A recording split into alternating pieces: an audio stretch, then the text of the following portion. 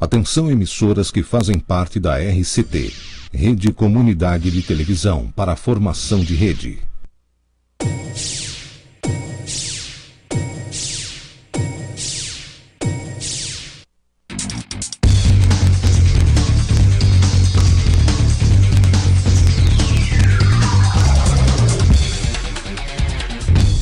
Boa noite, amigos da RCT TV, canal 23 da sua TVN. Boa noite a você também que nos acompanha via internet pelo www.rederct.com.br. Que nesta quinta-feira, iniciando mais um Esporte na TV, com a presença do jornalista e meu amigo Luciano Gasparini. Boa noite, Luciano. Boa noite, Moreno. Boa noite, telespectador da RCT. Eu já estou cansado, Moreno, ter que justificar que eu só vou vir na segunda-feira e chega a quinta, estou eu aqui de novo, telespectador. Pô, mas me enganaram, né? Eu acredito que na próxima quinta o Cid vai estar aqui com vocês. Ele tinha um compromisso aí, uma cobertura do carnaval, por isso que ele não pôde vir. Aí, gentilmente, aí eu estou vindo suprir a ausência dele, mas com muito prazer.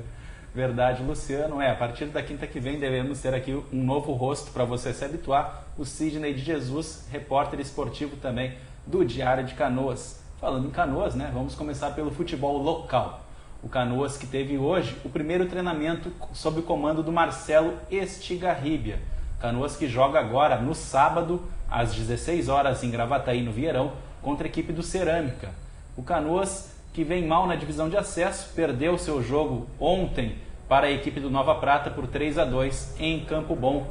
Luciano Gasparini, como é que tu vê toda essa situação, desde a caída do Sedenir, agora a derrota no último jogo, e o Marcelo Estigarribia aí assumindo nesses últimos jogos do primeiro turno? Moreno, vamos começar primeiro acho, pela análise extra-campo, né? Depois a gente fala do jogo. Eu acho que a mudança é bem-vinda.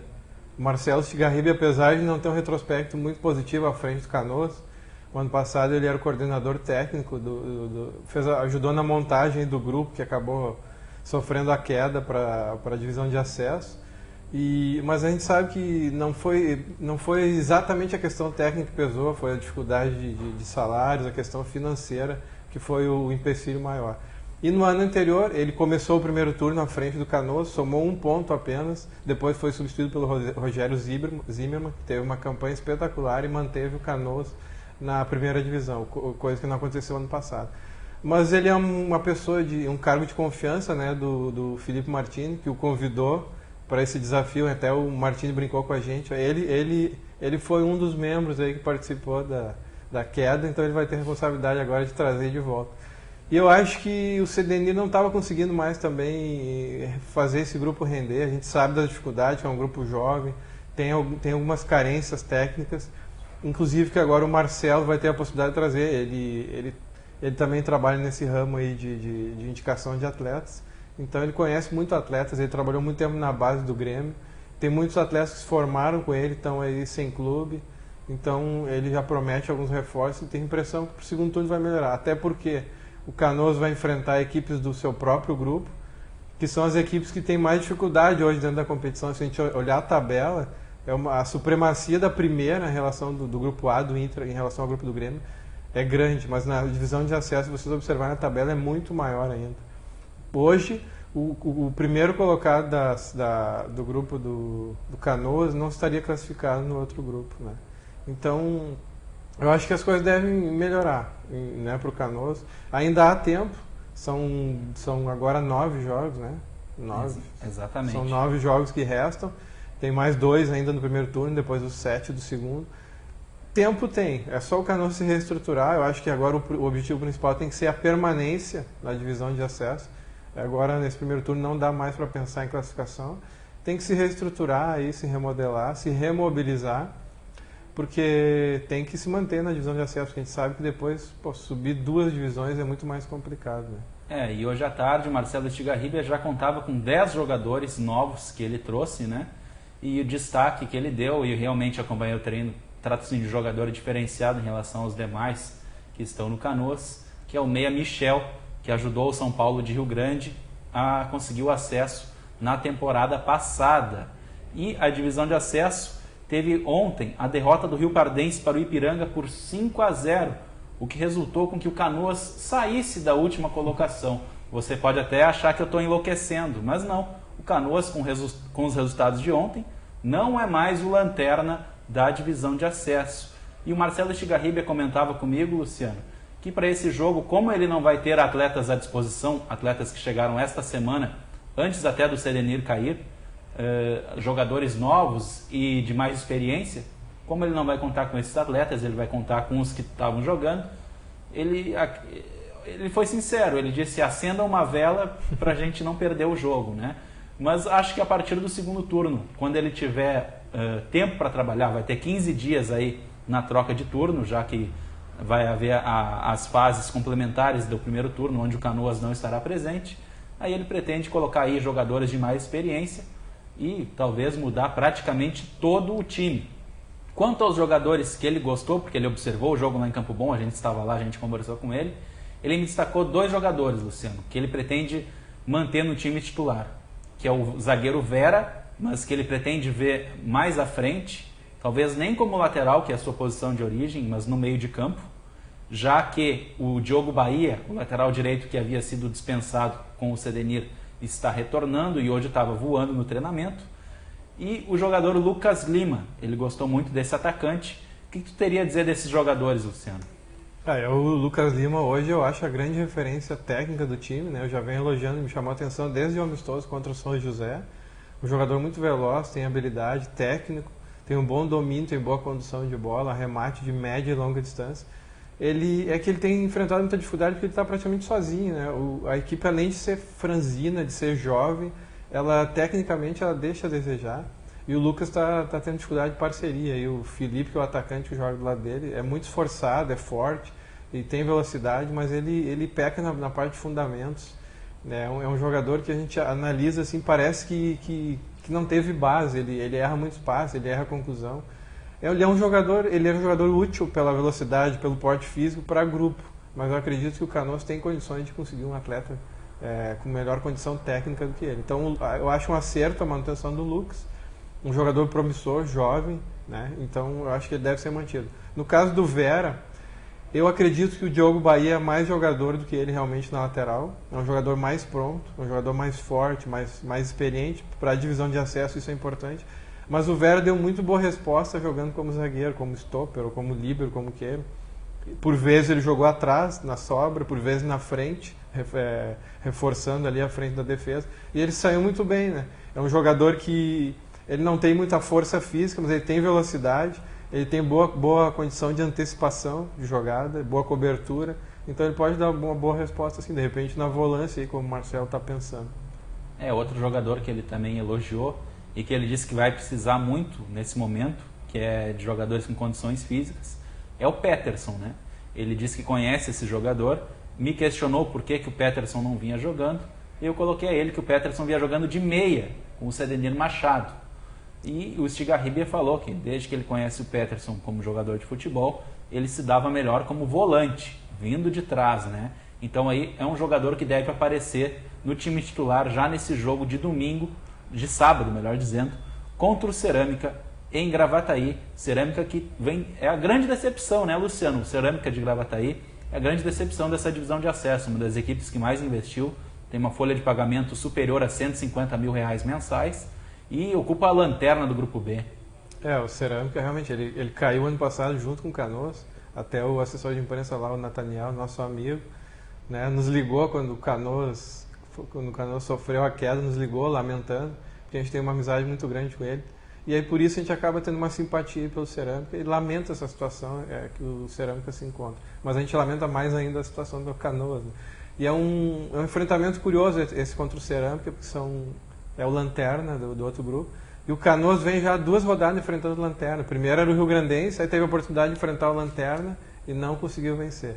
Depois o Nova Prata assumiu essa condição de Lanterna do outro grupo, aí também teve enfrentamento. E agora analisando um pouquinho mais a questão de dentro de campo, lá contra o jogo contra o Nova Prata, o Canoas, na verdade, incorreu nos mesmos erros que vinha tendo, né? Ele tem ímpeto para atacar, mas desordenadamente, e é muito frágil defensivamente, tanto que saiu ganhando, uma coisa inédita ainda na competição, não tinha acontecido, e a gente pensou que de repente, tendo essa tranquilidade, um time jovem, né, saindo na frente, de repente pudesse tirar proveito disso, mas não aconteceu. Aí, 3 falhas defensivas, assim, muito infantis, que é o que a gente vem comentando desde o início da temporada aí do Canoas. Aos 7, aos 9, aos 10 minutos, o Nova Prata venceu, e não só virou para 3-1, mas tirou uma vantagem aí de 2 gols, né, que depois dificultou. O Canoas foi para cima, mostrando aí também o trabalho do Silvio Rogério, preparador físico muito bom, que mesmo pegando o trabalho em andamento, está conseguindo dar... Se falava muito do condicionamento físico do Canoas, e a gente está vendo aí nos 2 últimos jogos, pelo menos em casa que eu acompanhei, o Canoas terminando as partidas em cima do adversário, pressionando, se não com organização e com qualidade técnica, mas se impondo fisicamente na questão de velocidade, na questão, né, e também não de força, mas na questão de resistência mesmo, né? Eu acho que nesse ponto aí o aspecto positivo que tem que ser ressaltado do Canoas. E aí, mais uma derrota, né? O ponto positivo também que acabou marcando 2 gols, coisa que não tinha acontecido. E esses 2 gols aí tiraram, como tu falaste, o Canoas da última posição. Lembrando que o primeiro critério para desempate, depois das vitórias, são os gols marcados e não o saldo. Então teve um outro momento que o Canoas também estava à frente da Riopardense, mesmo tendo sofrendo mais gols, mas ele tinha 1 gol marcado contra nenhum. Eu fico imaginando aí se o Canoas não vir a melhorar, o que vai ser esse enfrentamento aí, Riopardense e Canoas? Bastante curioso, né? Eu ainda não tive a oportunidade de conferir a tabela do segundo turno, o site da federação ainda não proporciona pra gente, mas que seja em Canoas, né? Em Campo Bom, melhor dizendo, a gente torcer aí pro Canoas conseguir tirar vantagem da equipe de Rio Pardo, que realmente vem muito mal, assim como o Canoas, nessa divisão de acesso, mas com menos perspectivas ainda de melhora no segundo turno. E o outro time aqui da cidade, o Estância Velha, confirmou hoje que amanhã vai a Venâncio Aires enfrentar o Guarani em jogo treino às 16 horas no estádio Edmundo Faix. O Estância aí que tem poucos dias para se preparar para o início da competição, que tem seu primeiro jogo no dia 23 em casa, entre aspas, sempre, né? A gente fala em casa, porque o Estância vai mandar seus jogos em Encantado, contra a equipe do Sapucaiense.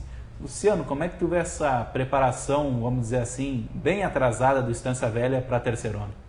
Isso é um aspecto bastante prejudicial, né? O atraso da preparação. A gente vê, por exemplo, eu tenho citado aqui o São Gabriel, porque tem um conhecido muito próximo, que é o Carlos Moraes, que inclusive treinou o Canoas ano passado, e aí eu mantive uma relação próxima com ele, sabendo a trajetória, né? E ele vem desde outubro preparando a equipe. Pensa bem, em outubro nós estamos em março. Então são quase 5 meses de preparação e diferença para o Estância.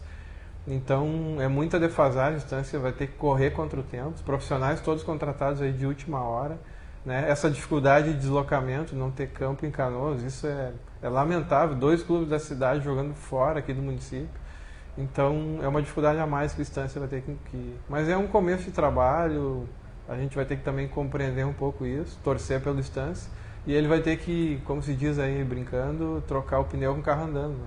Vai ter que enfrentar a competição com esses problemas e ir conquistando pontos para até não ter como cair, né? A gente fala, essa é a vantagem em relação ao Canoas, que de repente Estância, pior que esteja, não tem essa pressão, né? Não tem essa pressão, é um time, um clube que está começando, mas tem profissionais experimentados e de repente pode, não digo surpreender e conquistar o acesso, que eu acho muito difícil, mas conseguir uma boa campanha. A tabela da Terceirona já está disponível no site da federação. O Estância está no grupo com 7 equipes, ou seja, tem apenas 6 jogos, pois as equipes se enfrentam dentro do grupo neste primeiro turno. No segundo turno, também contra as mesmas equipes, serão os jogos, no entanto, com o mando de campo invertido. Relembrando então, 16 horas amanhã, Estância e Guarani de Venâncio no estádio Edmundo Faix. Já atravessando o Rio Gravataí, o Internacional ontem estreou na Copa do Brasil, aplicando uma goleada sonora de 6-1 sobre o Remo de Belém do Pará, eliminando assim o jogo de volta, que aconteceria aqui no estádio Beira-Rio. Luciano, acompanhaste o jogo, o que tu pode falar sobre o Internacional? Te convenceu o resultado de ontem, mas principalmente a atuação do Colorado? Não, a atuação não convenceu, mas o Internacional fez o que se espera no enfrentamento com um time tecnicamente mais fraco, que foi o caso do Remo, né? Goleou, coisa que o Inter não vinha fazendo. Tinha alguns adversários aqui no Gauchão, tecnicamente inferior também, e não conseguia se impor da maneira que o Inter se impôs lá. apesar do score assim, ser meio enganoso, né? O Inter teve 6 gols aí favoráveis, porque foi muito efetivo na frente. Mas ele não criou muitas oportunidades além dos gols que fez. Teve alguns problemas defensivos, que foi o próprio gol, né? O Paulão acho que não vem bem, de repente tem que repensar essa titularidade. O Alex também, na ausência do D'Alessandro, não conseguiu exercer essa função de ligação. De repente o Alex podia vir pro Canoas, né, Moreno? Seria uma ótima. É o jogador exatamente que estamos precisando. É uma brincadeira, a gente sabe que o Alex tem potencial.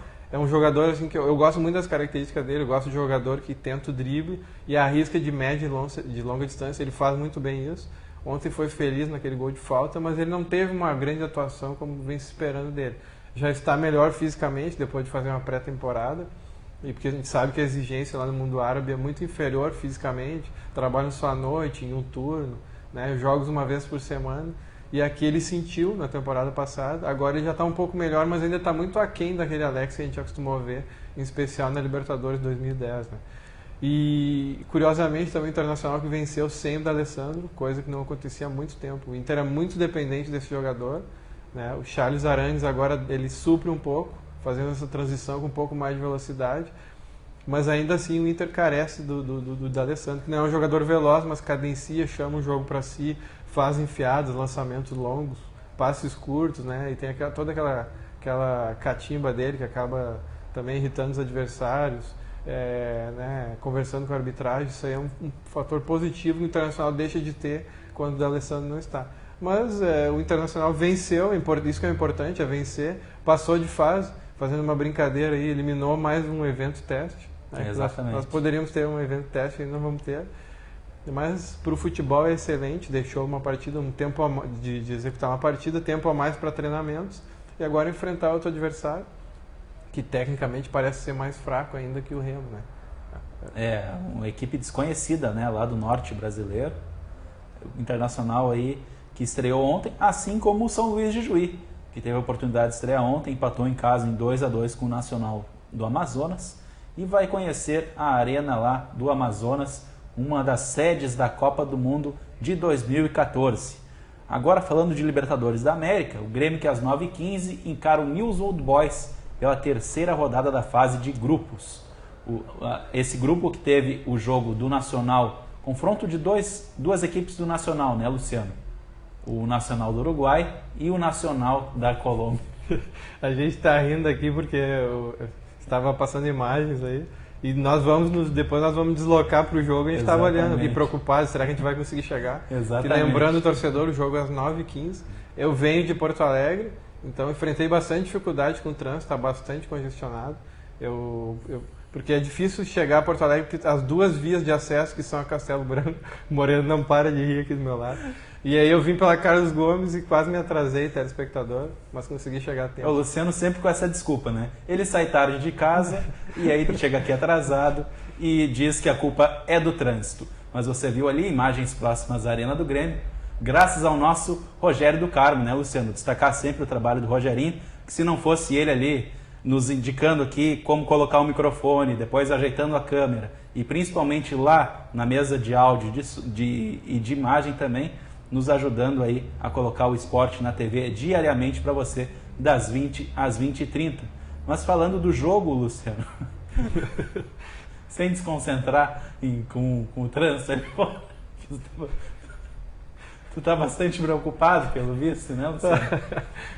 Não, o jogo é o seguinte, o Grêmio é um jogo bastante difícil, mas o Grêmio... Nós temos que manter a compostura aqui. É um jogo bastante difícil. A gente está parecendo um amigão e um Antero Greco lá da ESPN, né? Já não para de rir, né? Vamos dar a informação que o pessoal aí está esperando. O Grêmio é um jogo um jogo bastante difícil para o Grêmio. Ele, se conseguir a vitória, ele embala na Libertadores, pode manter o 100% de aproveitamento. Se isso acontece na ESPN Brasil, por que não ia acontecer com a gente também, né? Mas uma pergunta direta, Luciano. Edinho ou Dudu? Quem tu escalaria o esquema com 3 volantes que tem sido usado na Libertadores? Ou esse esquema mais ofensivo com o Dudu, que vem dando certo também no Campeonato Gaúcho? Essa pergunta é meio complicada de se fazer para mim, porque eu sou meio Celso Roth, né, Moreno? Retranqueiro, gosta de uma retranca. Eu gosto bastante de um time consistente defensivamente e que saia com segurança para especular, para fazer uma... Eu gosto de time com velocidade, que possa armar jogadas, mas eu prefiro sempre defender bem e para depois, numa oportunidade, fazer o gol. Então, o Grêmio vinha bem nesse sistema defensivo com o Edinho, apesar de ter perdido qualidade com a saída do Souza, principalmente na bola aérea defensiva. O Edinho também tem o problema do passe, que ele até melhorou um pouco, mas ele enfrenta ainda dificuldade. Mas ele já está mais regular, acho que já se ambientou, a equipe já vem tendo entrosamento. Então eu prefiro ainda o Edinho, apesar de ter um pouco de restrição. O Dudu eu acho que é uma boa alternativa, mas o time fica meio vulnerável. Já com os 3 volantes, ele fica com a capacidade defensiva um pouco prejudicado, imagina com o Dudu, né? Tem gente que tem opinião contrária, né? Que pensa que seria necessário garantir o resultado no primeiro tempo, colocando um abafa nos argentinos com o Dudu, e aí na segunda etapa, para segurar o resultado, colocando o Edinho, né? Que é um jogador que quebra a bola ali, jogador bastante importante na defesa do Grêmio. Mas eu acredito, assim como o Luciano, que o Anderson vai começar com o Edinho, não tem por que ele trocar um esquema que vem dando certo nessa competição tão forte, ainda mais nesse grupo da morte, né? Com 4 equipes que têm plenas condições de chegar à próxima fase. Bom, Luciano, agradecendo a paciência aí do nosso telespectador, que aguentou algumas risadas hoje aqui no ar, e te agradecendo também pela tua presença sempre brilhante aqui, trazendo muitos comentários sensatos e, vamos dizer assim, retranqueiros, né, para o futebol gaúcho, né? Tu que é um defensor aí do Celso Roth. Agradeço mais uma vez a tua participação e te aguardo aqui, agora sim, na próxima segunda-feira, o teu dia oficial. Muito obrigado, Luciano. Muito obrigado pela participação. A gente pede desculpas aí para o telespectador pelas risadas, mas também faz parte desse ambiente para descontrair. E só para me defender essa questão aí de defensivista, né? Eu gosto de futebol competitivo. Você viu que antes ele defendeu o Vera, né? Que é um zagueiro aqui no Canoas. Mas continua, Luciano. E, por exemplo, em relação, comparando os dois times do Enderson desse ano e do Renato ano passado, eu prefiro o Enderson desse ano. Porque, embora ele seja um time também com 3 volantes, ele é um time com mais chegada à frente, com mais alternativa de jogadas, que foi em virtude, que aconteceu isso em virtude do ingresso do Luan.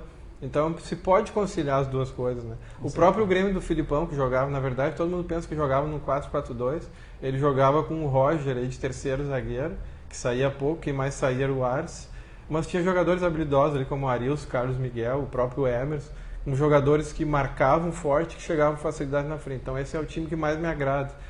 O Grêmio está conseguindo achar aos poucos esse padrão, porque o Grêmio tem volantes que chegam com muita facilidade na frente, que é o caso do Riveiros, do Ramiro e até do paraguaio ali. Tá certo, então, Luciano. Aguardo, então, tua presença aqui na segunda-feira. Agradecendo mais uma vez ao telespectador que nos suportou mais uma semana aí. E segunda-feira a gente volta com o Esporte na TV, novamente com ele, Luciano Gasparini. Uma boa noite a todos.